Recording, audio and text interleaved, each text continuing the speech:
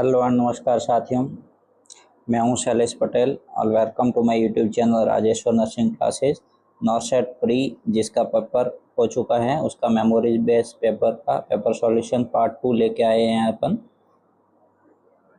Paper start करने से पहले आज की थॉट ऑफ डे है, रख हौसला वो मंजर भी आएगा, रख हौसला वो मंजर भी आएगा, प्यासे के पास में चलकर समंदर भी आएगा, थक कर ना बैठ ए मंजिल के मुसाफिर, मंजिल भी मिलेगी और मिलने का मज़ा भी आएगा। आपको थक के नहीं बैठना है, आपको अपनी मेहनत को कंटिन्यू करना है, सफलता आपको निश्चिंत ही मिलेगी। ठीक है, आज का पहला क्वेश्चन रहेगा,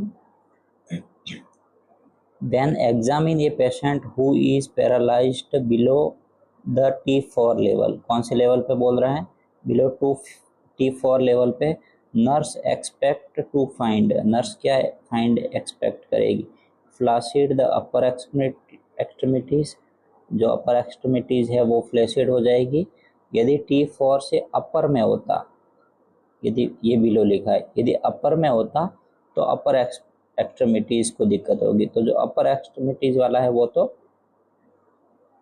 हट जाएगा। ठीक है, इसमें जैसे इसने बोला है कि अपर एक्सट्रीमिटीज है वो फ्लैसिड हो जाएगी, तो ऐसा नहीं होगा, तो ये गलत है। दूसरा क्या है?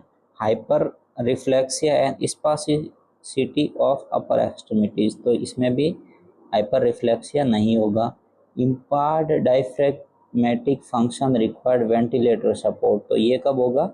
जब T3 और T2 पे जब जाके जाएगा, T2 और T3 पे जब चोट लगेगी या वहाँ पे यदि कोई लेवल पे यदि कोई प्रॉब्लम होती है T3 या T2 पे, तब जाके ये दिक्कत आएगी, तो यहाँ पे ये भी गलत हो जाएगा। Independent use the upper extremities, upper extremities है वो बिल्कुल नॉर्मली यूज कर पाएगा। एंड एफिशिएंट कफ, और कफ भी एफिशिएंटली कर पाएगा, तो इसका राइट आंसर जाएगा 4th नंबर। ठीक है, next question, which of the following is a sign of adequate breast milk intake in newborn? Newborn है वो अच्छे से फीड कर पा रहा है, एडिक्वेट जो ब्रेस्ट मिल्क है वो इनटेक कर रहा है, ये आप पता कैसे चलाएंगे? मतलब कौन सा साइन आपको दिखेगा? तो यदि बच्चा 6 से 8 मतलब 6 अबव 6 डायपर को यदि 24 घंटे के अंदर वो वेट कर रहा है, यानी कि गीला कर रहा है, इसका मतलब वो एडिक्वेट ब्रेस्ट मिल्क ले रहा है। ठीक है, नेक्स्ट क्वेश्चन है, गिव नाइट्रोग्लिसरीन 15 mcg, कितने mcg नाइट्रोग्लिसरीन दिया जा रहा है? 15 mcg पर मिनट दिया जा रहा है। नाइट्रोग्लिसरीन इज मिक्स्ड 50 mg, और नाइट्रोग्लिसरीन को मिक्स किसके अंदर किया जा रहा है? 50 mg के अंदर, इन ml, कितने ml के अंदर? 500 ml के अंदर, D5% में। What rate on the infusion pump in ml per hour will deliver the correct dose? ml per hour में डोज निकालनी है आपको, तो कैसे निकालेंगे? तो देखो, मेडिसिन डोज निकालने का फॉर्मूला क्या है? डिजायर्ड डोज बटे अवेलेबल डोज इनटू ml। ठीक है, इसमें से अपने को संख्या निकालनी है, तो 15 क्या है? 15 mcg डिवाइडेड बाई 15 mcg पर मिनट है। ठीक है, डिवाइडेड बाई कितना है? 50 mg इन 500 ml, 500 ml में कितना है? 50 mg, तो डिजायर डोज कितनी है? 50, और अवेलेबल कितना है? 50 mg, कितना है? 50 mg, और कितने में अवेलेबल है? 500 में, कितने में अवेलेबल है? 500 के अंदर। ठीक है, ठीक है, अब इनटू घंटे में निकालना है तो इनटू 60 हो जाएगा। इसको एक बार बैक कर लेते हैं, ये mcg में है तो या तो इसको भी mcg में कर लो, इसको mcg में करने के लिए अपने को 1000 से गुना करना पड़ेगा, तो 15,000 इसको पहले निकाल देते हैं अपन। तो 10 से 10, 10 से 10, ठीक है। तो ऊपर में जाएगा तो कितना जाएगा, ऊपर को 15 से इसको गुणा कर दो, 75,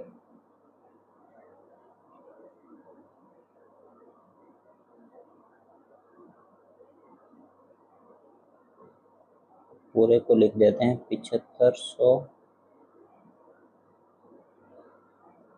डिवाइडेड बाई,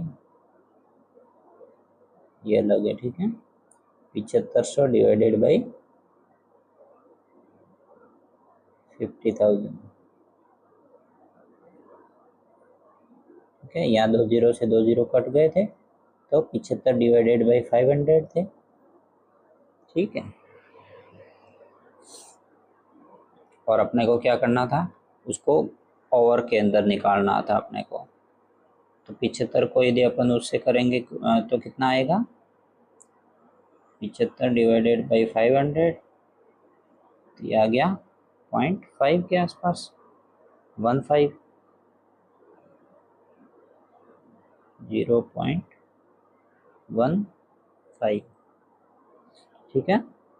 और 0.15 आया, इसको अपन को किस में करना है, ये तो निकला पर मिनट के हिसाब से। अब यदि अपने को घंटे में निकालना है तो कितना आएगा, तो 0.15 इंटू कितना करेंगे, 60 करेंगे तो कितना आएगा, करो तो 60 से 5 और 9, ये आएगा 9, ये आएगा ml के अंदर, क्योंकि अपने को ये ओवर में निकालने के लिए किया अपना, तो 9 ml पर ओवर आएगा, ठीक है। देखो क्वेश्चन में क्या पूछा था कि नाइट्रोग्लिसरीन है वो कितना देना है, 15 mcg देना है, तो अपन ने यहाँ पे डाल दिया 15 mcg, ठीक है। और यहाँ पे कितना दिया है, 50 mg में, तो mg को mcg में कन्वर्ट करना है। तो mcg में कन्वर्ट करेंगे तो क्या करेंगे, 1000 से गुणा कर देंगे, तो नीचे हो जाएगा 15,000 और ऊपर हो जाएगा 15, तो ये दोनों संख्या बराबर हो गई। इनटू में कितना है, तो अवेलेबल डोज किस में है, 500 में, तो ये 500 यहाँ लिख दिया अपन ने, तो 500 से अपन ने गुणा कर दिया, तो डिजायर्ड डोज बटे available dose into desired dose बटे available dose into in ml, कितने ml के अंदर है, तो 500 ml में था, 50 mg था, और डिजायर्ड डोज 15 mcg पर मिनट दिया हुआ था, और मिनट में दिया हुआ था और अपने को गुणा में करना था, इसलिए अपन ने लास्ट में जाके क्या किया है, यदि अपने को मिनट में निकालना होता तो 0.15 ml होता, 0.15 पर मिनट, और यदि अपने को गुणा में घंटे में निकालना है, मतलब ओवर में निकालना है, तो उसको 60 से गुणा कर दो, तो इसका राइट आंसर जाएगा 9 ml पर ओवर, ठीक है। इसका राइट आंसर जाएगा 9 ml पर ओवर, ये राइट आंसर है, ठीक है। फॉर्मूला आना चाहिए, फॉर्मूले में फिट कैसे करना है वो आना चाहिए, आपका आंसर वैसे ही सही हो जाएगा, ज़्यादा कंफ्यूज होने की बिल्कुल ज़रूरत नहीं। In a stage of sedation during continuum for mechanical ventilation, कौन से में, मैकेनिकल वेंटिलेशन में, child the conscious sedation in another name, जो कॉन्शियस सेडेशन होता है उसका दूसरा नाम क्या है, एक तो होता है फुल्ली सेडेशन और एक होता है कॉन्शियस सेडेशन, तो कॉन्शियस सेडेशन को दूसरा नाम है मॉडरेट सेडेशन, और यदि कंप्लीट सेडेशन होगा या अनकॉन्शियस सेडेशन होगा उसको बोलेंगे सीवियर सेडेशन, ठीक है। Next question, X is move to north, X है वो किधर मूव कर रहा है, नॉर्थ की साइड में, कितना, 2 kilometre, and then move west to 3 kilometre, and then move south to 2 kilometre, then find the starting point, आपको स्टार्टिंग पॉइंट ज्ञात करना है, दिशा ज्ञान का क्वेश्चन है, आपको पहले दिशा लिख देनी है, तो ये लिखेंगे नॉर्थ, ये लिखेंगे साउथ, लिखेंगे ईस्ट और ये लिखेंगे वेस्ट, बस जैसे जैसे कह रहा है वैसे वैसे कर लो। एक्स है, पहले यहाँ पे एक्स को कर लो, ये एक्स है मान लो, अब क्या कर रहा है वैसे वैसे अपने को करना, जैसे एक्स क्या बोला है, मूव टू नॉर्थ 2 किलोमीटर, तो इसको 2 किलोमीटर चला लो, इस ऐसे चला लो 2 किलोमीटर, ये गया 2 किलोमीटर। अब नेक्स्ट क्या कह रहा है, देन मूव वेस्ट। अब वेस्ट की तरफ कितना जा रहा है, 3 किलोमीटर। थोड़ा लंबा कर लो इसको, कितना गया है, 3 किलोमीटर वेस्ट की तरफ। ये वेस्ट है ना, ये वेस्ट की तरफ गया 3 किलोमीटर। ठीक है, ये स्टार्टिंग पॉइंट है इसका। Then move to south. Then south की तरफ, ये साउथ किधर है, नीचे की तरफ है, तो यहाँ से ये इसने क्या किया, साउथ की तरफ आ गया 2 किलोमीटर। 2 किलोमीटर मतलब ऊपर जितना गया था उतना नीचे भी वापस आया है, और साइड में जितना गया था अब उतना डिस्टेंस बचा है। तो क्या पूछा है कि स्टार्टिंग पॉइंट कितना है, बस तो नॉर्मल सी चीज़ है, जितना यहाँ से इधर की तरफ गया था सेम उतना यहाँ से इधर की तरफ है। तो अपने को ये आंसर मिल गया सीधा सीधा, कितना है, 3 किलोमीटर। तो इसका आंसर क्या जाएगा, 3 किलोमीटर स्टार्टिंग पॉइंट से दूर है। ठीक है, नॉर्सेट में या कोई भी नर्सिंग ऑफिसर के एग्ज़ाम में कभी भी आपको टफ क्वेश्चन नहीं पूछेगा। जीके, मैथ्स, रीजनिंग, इसके बिल्कुल कॉमन सेंस वाले सवाल पूछेगा। वो आपसे जानना चाह रहा है कि आपके अंदर कुछ कॉमन सेंस है कि नहीं है, मतलब जनरली आपसे जानना चाह रहा है कि आप नॉर्मली कुछ कर पा रहे हैं कि नहीं कर पा रहे हैं। ड्रग जो कैलकुलेशन वगैरह के हैं वो चलो काउंटिंग के दे सकता है, बट जो नॉर्मल आपको मैथ्स, रीजनिंग और जीके के जो क्वेश्चन पूछता है वो बिल्कुल जनरल क्वेश्चन उठाता है, ताकि आप नॉर्मल आसपास की चीज़ों का ध्यान रख पा रहे हैं कि नहीं रख पा रहे हैं, वो आपसे जानना चाह रहा है बस। नर्सिंग पढ़ रहे हैं तो क्या सिर्फ नर्सिंग ही पढ़ना, ऐसा नहीं, आपको आसपास का ज्ञान होना बहुत ज़रूरी है। ठीक है, नेक्स्ट क्वेश्चन है, who missile man of India. Missile man of India कौन है, भारत के जो मिसाइल मैन है वो कौन है, डॉक्टर एपीजे अब्दुल कलाम। सीधा क्वेश्चन पूछा गया था, इसका सीधा ही आंसर जाएगा। ठीक है, रीजनिंग से क्वेश्चन पूछा था, क्लॉक को DMPDL लिखते हैं तो वॉच को क्या लिखेंगे। इसने कैसे कैसे किया है, इसको सीरीज का क्वेश्चन है तो इसको जैसे C से आगे क्या किया है, D किया है, तो W से आगे क्या आएगा,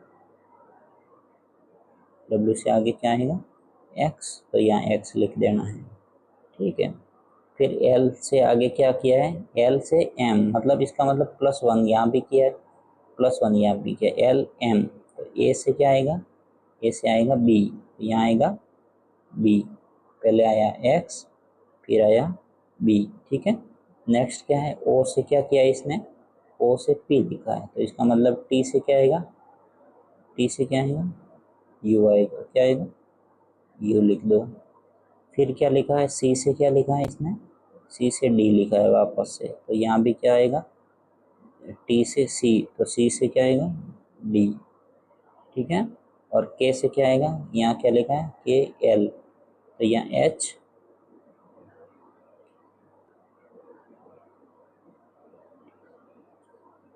I, XBUDI, XBU,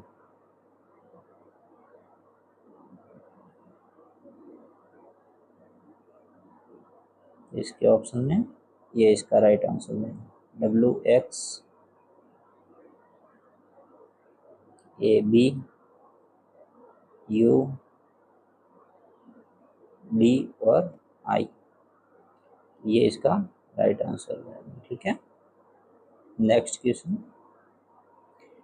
फर्स्ट राज्यपाल फीमेल कौन थी, फर्स्ट फीमेल राज्यपाल कौन थी, सरोजनी नायडू। पहले भी क्वेश्चन एक बार पूछा गया, इसको सीधा क्वेश्चन है। यूनेस्को का हेडक्वार्टर कहाँ स्थित है, डायरेक्ट क्वेश्चन था, पेरिस में है।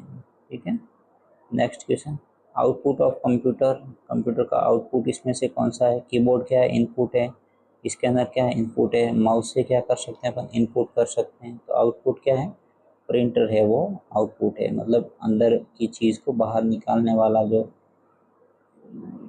कंप्यूटर का हार्डवेयर होता है उसको बोलते हैं अपन आउटपुट। ठीक है, next question, computer refresh function, जो कंप्यूटर है उसकी रिफ्रेश फंक्शन की कौन सी है, तो F5, यदि आपने देखा होगा तो फंक्शन जो 5 जो होती है वो रिफ्रेश की होती है। ठीक है, सीरीज, एक नंबर सीरीज का क्वेश्चन था जिसमें 2, 4, 8 और 16 लिखा था, तो 2 का डबल किया है तो 2 इंटू 2 कितना हुआ 4, 4 का डबल कितना हुआ 8, और 8 का डबल कितना हुआ 16, और 16 का डबल कितना हुआ 32। तो राइट आंसर क्या जाएगा 32।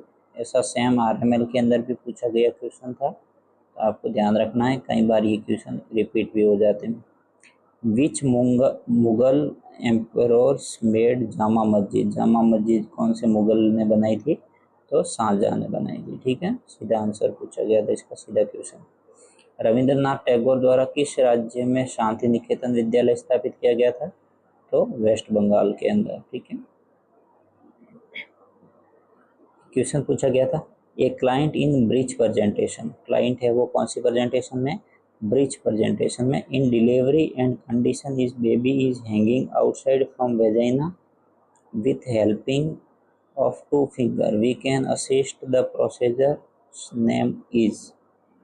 तो यदि प्रेस प्रेजेंटेशन कौन सी है, ब्रीच प्रेजेंटेशन है, और उसके अंदर अपन डिलीवरी करवा रहे हैं, तो कौन सा मैनुअल अपन यूज करेंगे, तो ब्रन मार्शल मैनुअल यूज करेंगे। ठीक है, नेक्स्ट क्वेश्चन, एक प्रेग्नेंट मदर है जिसका बीपी कितना है 160/110 mm ऑफ Hg है, ब्लड प्रेशर है, और उसका प्रोटीन है वो कितना है 3+ प्रोटीन यूरिया आ रहा है, और हिस्ट्री किसकी है, सीजर की है। बहुत इंपॉर्टेंट क्वेश्चन है, और एम्स इस टाइप के प्रैक्टिकल बेस्ड टाइप के क्वेश्चन पूछेगा ही पूछेगा, और हर बार पूछता है, प्री में भी पूछा, मेंस में भी पूछेगा, आपको ध्यान रखना है। पेशेंट क्या है, इसने सारे के सारे एक्लेम्पसिया के साइन दे दिए, बीपी दे दिया 160/110, और प्रोटीन यूरिया दे दिया, प्रोटीन यूरिया प्रेजेंट है 3+ है, हिस्ट्री किसकी है, सीजर की। यदि ऐसी हिस्ट्री सीजर की नहीं होती तो ये प्री एक्लेम्पसिया में चला जाता, प्री एक्लेम्पसिया का ड्रग ऑफ चॉइस क्या है, लेबेटालोल, और यहाँ पे यदि सीजर आ रहे हैं तो इसका ड्रग ऑफ चॉइस चेंज हो जाएगा। तो आगे क्या पूछ रहा है, around 34 week gestation ideally manage by which regimen, तो ये किससे मैनेज करेंगे अपन, तो MgSO4 से, और MgSO4 क्या करेगा, जो यूट्रस की मसल स्टोन है उस स्टोन को कम करेगा, ताकि प्री टर्म से बचाया जा सके, पेशेंट को प्री टर्म से बचाया जा सके, और उसका बीपी भी मैनेज हो जाएगा, और उसको सीजर भी नहीं आएंगे। ठीक है, तो ये था नॉर्सेट प्री का जो मेमोरी बेस्ड क्वेश्चन पेपर था वो, और अपन नेक्स्ट और भी क्वेश्चन इस टाइप के लेके आएंगे। कुछ क्वेश्चन अपने को प्राप्त हुए थे, वो 2 पार्टों में अपन कवर करवा चुके हैं, नेक्स्ट और क्लास लेके आएंगे जिसमें कुछ बचे हुए क्वेश्चन हैं उसको भी अपन कवर करेंगे। ठीक है, पढ़ाई नहीं छोड़नी है, पढ़ाई को बहुत कंटिन्यू रखना है, अच्छे से पढ़ना है, हर एक क्वेश्चन को सॉल्व करने की कोशिश करना है, उसके आसपास बनने वाला हर एक जो कंसेप्ट है उसको आपको ध्यान में रखना है, और उसी कंसेप्ट से ही क्वेश्चन बनाता है। नॉर्सेट को हल्के में नहीं लेना है आपको, क्योंकि वो प्रैक्टिकल बेस्ड क्वेश्चन बनाने की कोशिश कर रहा है, और थ्योरिकली भी वो क्वेश्चन बनाने की कोशिश कर रहा है। थ्योरी भी अच्छी करिए, प्रैक्टिकल बेस्ड क्वेश्चन को भी कवर करने की कोशिश करिए। अपन भी कंटिन्यू इस टाइप की क्लास लेके आ रहे हैं जिसमें प्रैक्टिकल बेस्ड और थ्योरिकली जो इसमें कंसेप्ट बन रहा होगा, इस टाइप के क्वेश्चन कंटिन्यू लेके आएंगे।